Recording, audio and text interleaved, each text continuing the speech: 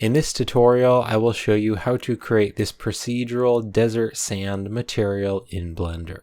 This material is available for purchase on my Gumroad store, and also my patrons over on my Patreon page get access to my procedural materials. And checking out my Gumroad store and Patreon page are great ways to help support me and this channel. And you can also check out my Blender procedural material packs if you'd like to purchase more of my procedural materials. And after this tutorial, if you'd like to learn how to create more procedural materials, then you can check out my Blender procedural material tutorial playlist on YouTube. All of the links are in the description. So let me just show you what I have set up in the 3D scene. So I just pressed Shift A and I went here to Mesh and I added an icosphere. And then right here on the Add Icosphere settings, I just turned the subdivisions up really high to like a 6 so that we can preview the material on a smooth sphere, and I just shaded the object smooth. But you could of course add this material on a plane or a desert landscape or something like that. And then I also added a camera and pointed the camera right at the sphere. Now for the lighting, I added in this plane light right here. So this is just a plane with a subsurf modifier so that it is round. And then I also gave it an emission material with a strength of 50,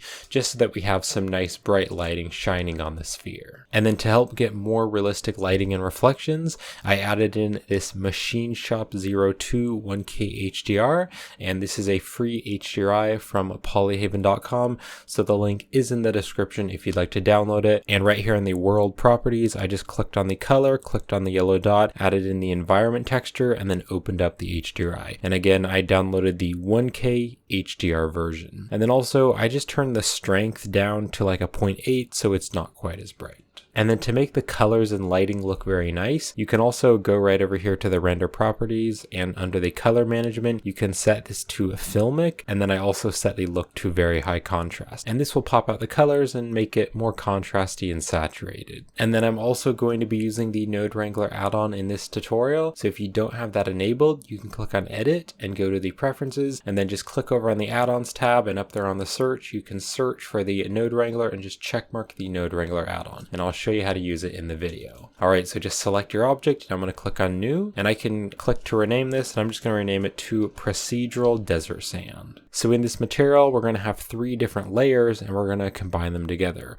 We're going to have a wave layer, and that's just going to be some bumpy waves over the material. We're also going to have a sand layer, so just like the little particles of sand, and then we're also going to have a rock layer, and then we're going to combine them all together. So let's do the wave layer first. So I'm going to press Shift A, and I'm going to go right here to the search, and you can probably guess I'm going to be adding a wave texture. So let's click on this wave texture, and I'm just going to drop it right here. And then we did turn on the Node Wrangler add-on, so I'm going to hold down the Control and Shift key and then left click to select the wave texture, and it's going to preview that texture on our object.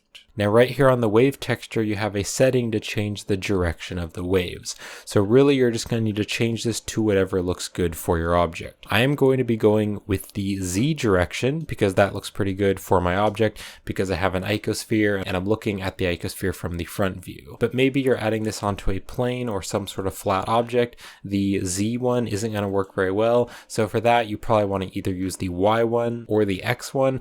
I would probably go with the Y one so that the waves are going back and forth. So you'll just need to change this to whatever works best for your object. And then also on the wave texture, I'm going to change the scale to like a 3.2 so that those waves are smaller. And then I also want to turn up this distortion value, and that's going to make the waves more random. So I'm going to turn the distortion to like a 10. And then I want to add lots of detail to make it look very realistic and organic. So I'm going to turn the detail all the way to the max, which is 15. And then I do also want to use the object coordinates. So with this wave texture selected, I'm going to press Control T, and that is going to add the texture coordinate and mapping nodes. Now I don't need the mapping nodes, so I can just select it and press X to delete it. And then I actually want to use the object coordinates. So let's take the object and we're going to put that into the vector. And the object coordinates will place the textures on the objects more evenly. So right now this wave texture is all over the object, but that doesn't seem very realistic. I want it to be more random, and so I just want there to be some waves here and there,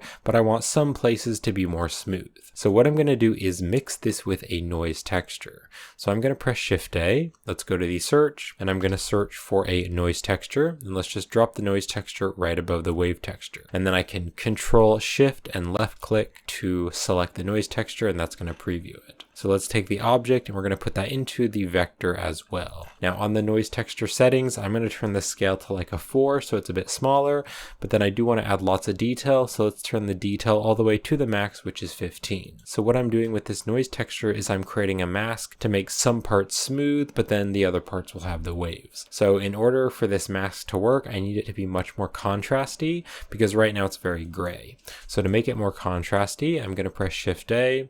Let's go to the search and I'm going to search for a color ramp node, and let's put the color ramp node right here in this wire. So the noise texture factor will be going into the color ramp. So I can now drag these values together and that's going to make it more contrasty. So I'm going to drag this block tab over kind of to about here, and then I can also drag this white tab over. So now that is much more contrasty. So what we're going to do is we're going to make these black areas be smooth, but then where the white areas are, that is where the wave texture is actually going to show up. So now what I want to do is I want to mix the wave texture and the color ramp together. So I can select the wave texture, hold down the Shift key and select the color ramp. So I can now press Control 0, and Control 0 is going to add this Mix RGB node. I can just bring the Mix RGB back here and then I can open it up. And also I'm going to press B for the box select.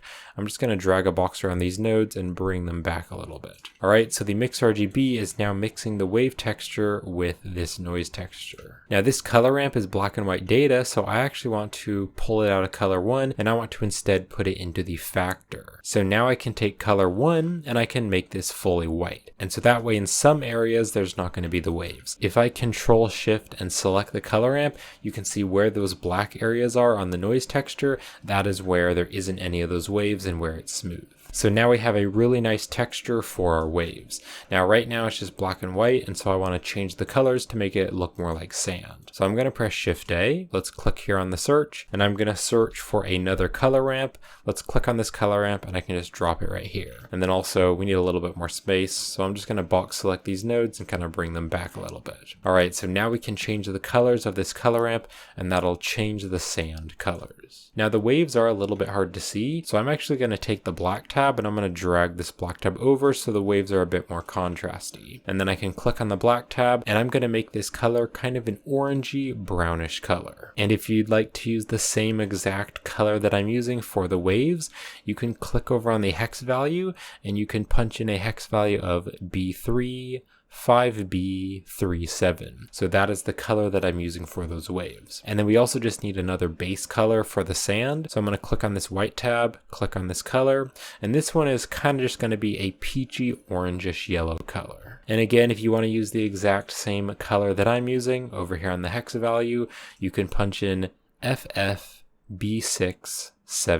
So now we have a really nice texture here for the waves of the sand, and I can actually just take the color and we can put that into the base color on the principled, and then I can Control Shift and select the principled BSDF to preview it. Alright, so all of these nodes right here are the wave nodes. So I want to organize my nodes very well, and so I'm going to be putting all of these nodes in a frame.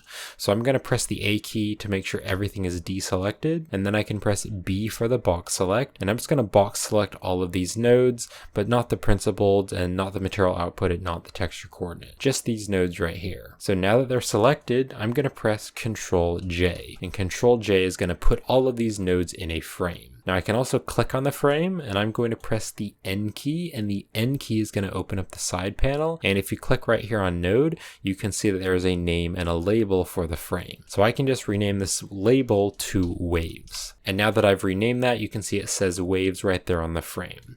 So I can now press the N key to close the side panel. Alright, so that is the first layer. So the next layer that we're going to be creating is the little particles of sand. So I'm going to press Shift A, let's go to the search, and I'm going to search for the Voronoi texture, and let's drop this here.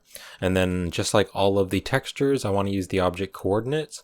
So let's take the object and we're going to put that into the vector. And then I can Control Shift and select the Voronoi to preview it. So we're going to use all these little dots here to make it look like all the little pieces of sand. Now the little particles of sand are going to be very, very small. So let's take the scale value and I'm going to turn that to like a 500, just a 500. So now if you zoom way in there, you can see there's just these tiny little bits of sand. Now these pieces of sand are actually very smooth and round, and I want to make them much more rough. And so I want to put another texture in between the texture coordinate and the Voronoi so that it will distort the placement of the Voronoi texture. So to do this, let's press Shift A. I'm going to go to the search and I'm going to search for a noise texture. Let's add a noise texture and I'm going to drop it right in here before the Voronoi. So now this noise texture is distorting the placement of the Voronoi texture. And I'm going to zoom out here so we can see this a bit better. So I'm going to turn the scale on the noise texture to like a 10, and then I do want it to be very detailed, so let's turn the detail all the way to the max, which is 15. Now if I zoom way in here, those don't even look like pieces of sand. They're very, very distorted, and so I want to make the noise texture have less control over the distortion of the Voronoi. So I want to make it less strong.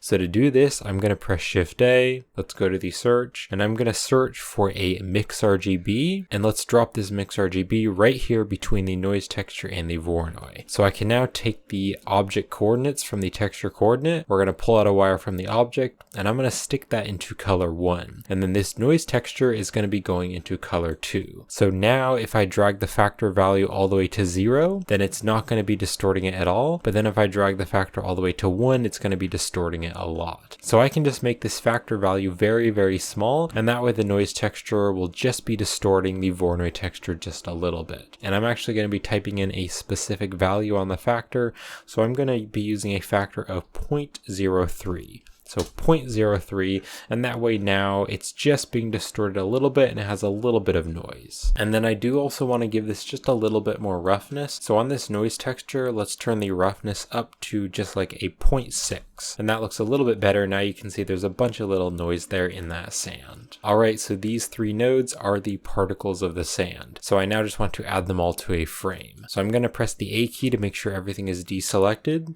Then I can press B for the box select, and I'm just going to drag a box around these textures. And then I can press Ctrl J, and Ctrl J is going to add a frame. Let's just bring this frame over. And then I can also press the N key to open up the side panel, and on the label here I can just call this sand. And then I can press the N key to close that.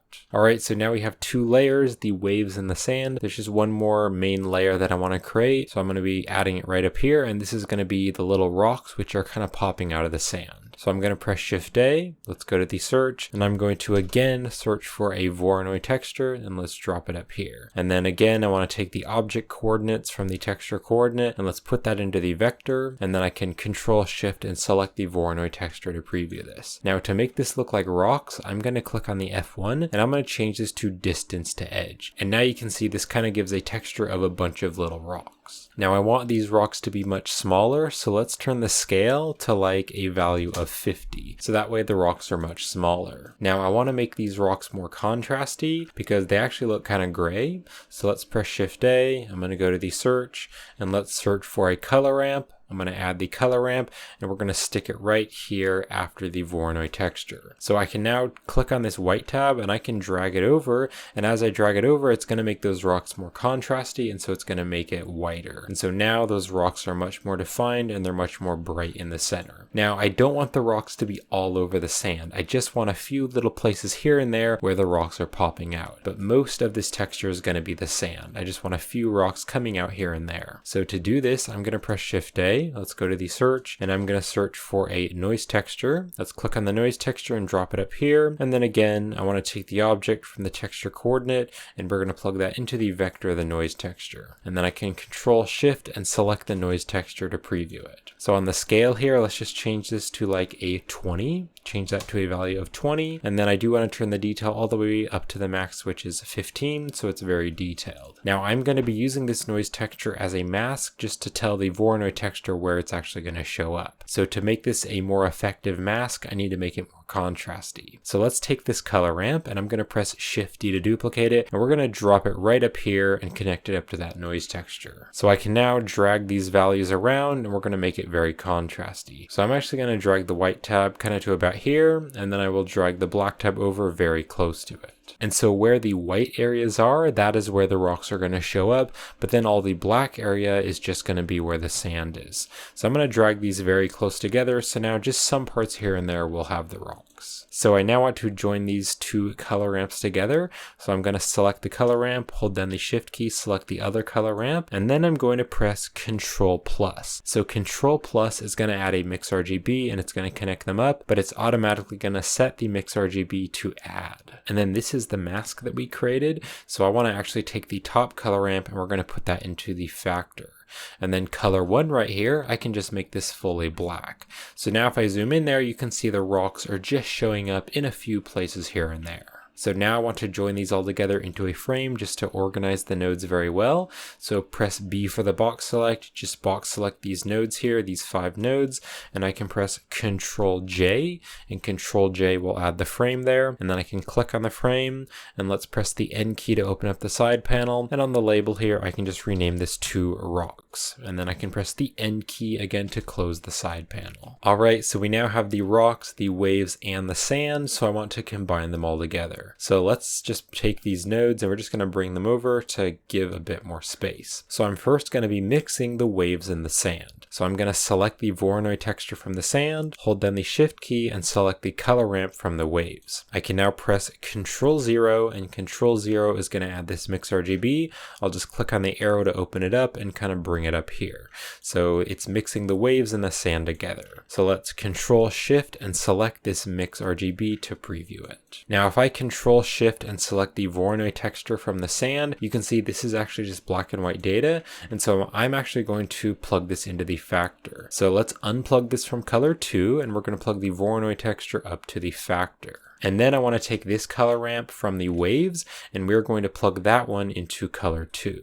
And then make sure you Control Shift and select this mix RGB to preview it.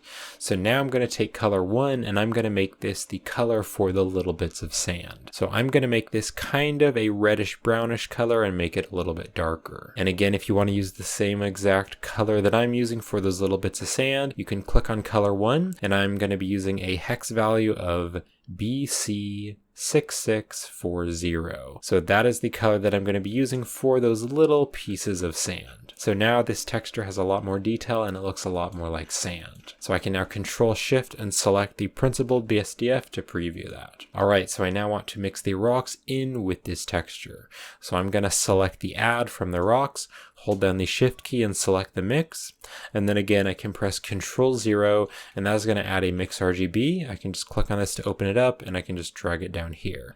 So that's going to add the mix RGB and it's going to plug them both up. Now I actually want to take this add right here and I want to plug this into the factor because this is just black and white data, so I actually just want to use it as the factor. And then I want to take this mix and we are going to plug this instead to color 1. So now if you zoom in here, you can see that color 2 is going to be whatever you want the rock color to be. So for color 2, for the rock color, I'm going to make this kind of a reddish, dark brownish color. And if you want to use the same color that I'm using for the rocks, you can click on color 2, you can go over to the hex value, and you can use a hex value of 734331. So now you can see that we have all those little rocks there on that material. Alright, so this is looking pretty cool, but I want to add some data into the roughness to make some parts a little bit more rough and some parts a little bit more shiny. And then this also is very smooth, and so I want to add some data into the normal to give it some bump. So let's start by taking this color from the mix RGB and I'm going to plug that into the roughness. Now I want to have more control over this because if I zoom in there, you can see the rocks actually look very shiny. So I'm going to press Shift A, let's go to the search, and I'm going to search for a color ramp node. Let's click on the color ramp and I can just drop it right in here before the roughness. And then I actually want to switch the values. So let's click on this arrow right here and I can click on flip color ramp. And that's going to switch them, so now the black is over here and the white is over there. So now if I kind of look at this on side view, you can kind of see how the reflections are. Now this actually isn't very shiny and I do just want to make it a little bit more reflective. So let's click on the white tab right here and I'm going to click on the color and I'm going to make this darker. So if you make it darker, it's going to be more and more shiny. You can see there it's very reflective, but I want it to be pretty rough, so I'm just going to make this kind of a very bright color. And the hex value that I'll be using for this white color is going to be D6, D6, D6. So now you can see it's just a little bit shiny, but overall it is pretty rough. Alright, so I now want to add some data into the normal to give it some bump. So I'm actually going to be adding 4 layers of bump. So the first layer of bump that I want to add is the waves. So I want to make the waves look very bumpy. So let's press Shift A. I'm going to go to the search and I want to search for a bump node, and let's drop the bump node right here. Now we need this bump node to convert color data into normal data.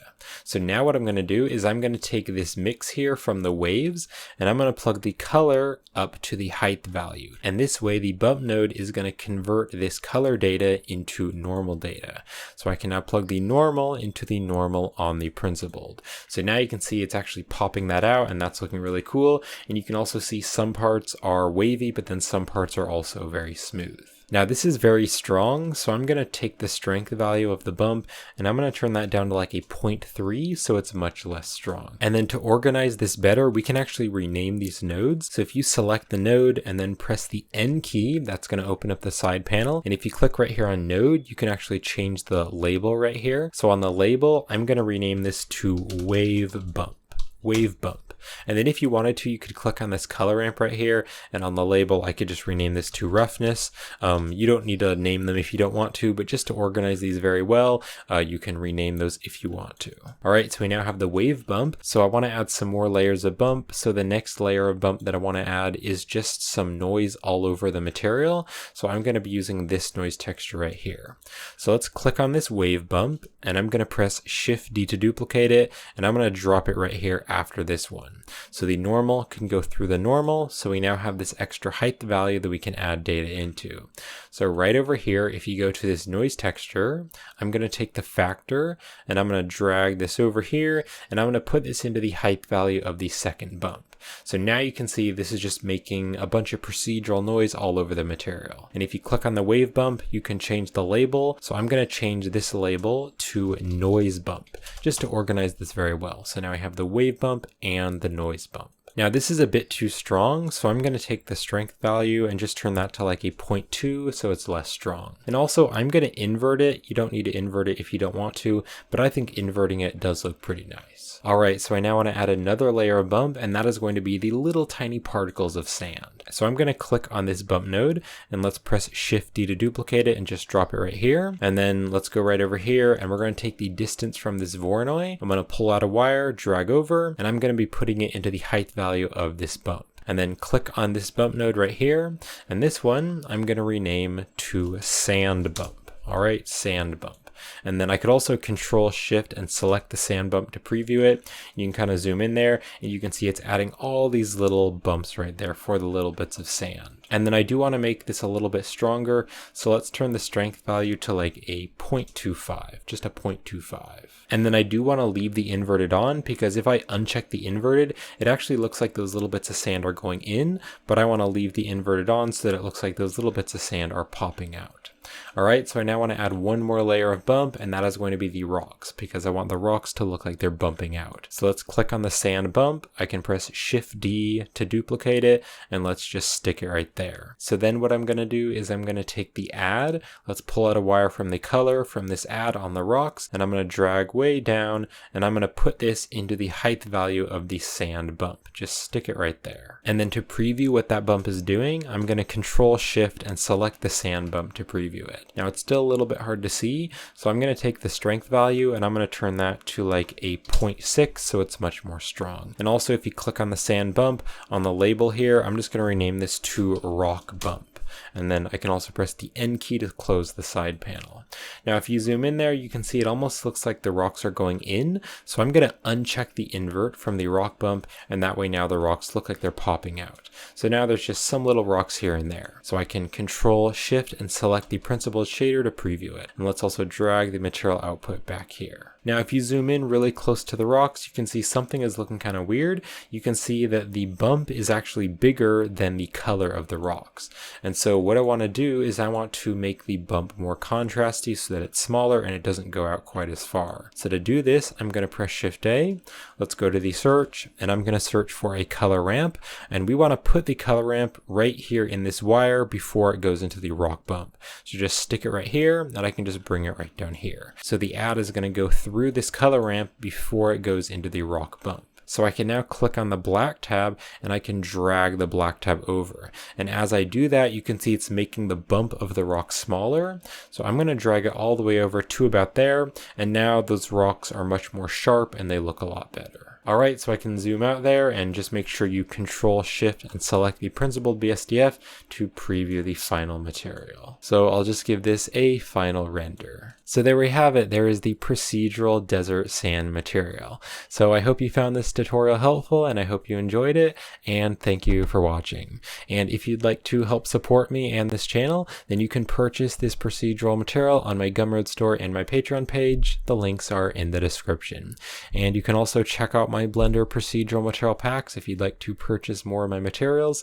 And to learn how to create all of my procedural materials, you can check out my Blender procedural material tutorial playlist on YouTube. All the links are in the description. But I hope you enjoyed this tutorial, and thank you for watching.